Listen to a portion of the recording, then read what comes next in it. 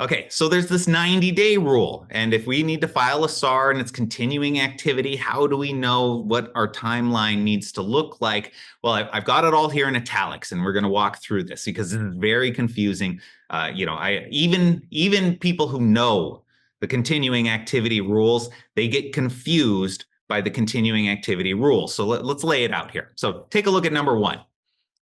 Day zero is the day that you've identified this suspicious activity. And we just went through the definition of that date. Okay, that's day zero. So the next day is day one. Okay, so let's make sure we get our jumping off point right. We've identified the activity. We think it's suspicious. Day zero, that's when our timeline starts.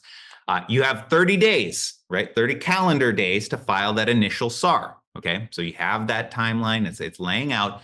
Then you get what's called a 90-day review period. Okay, you had your 30 days, you filed your SAR. Now you have 90 days to go and look back at and see if any of that activity is continuing to happen. Okay, that's the 90-day review period.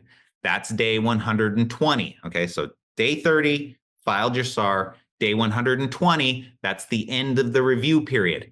Now you have an additional 30 days to conduct your review. You look back through that review period, and if you see that activity, then think of that, that's your initial detection date, is that end of that 90-day period. So you have an additional 30 days to file that second SAR.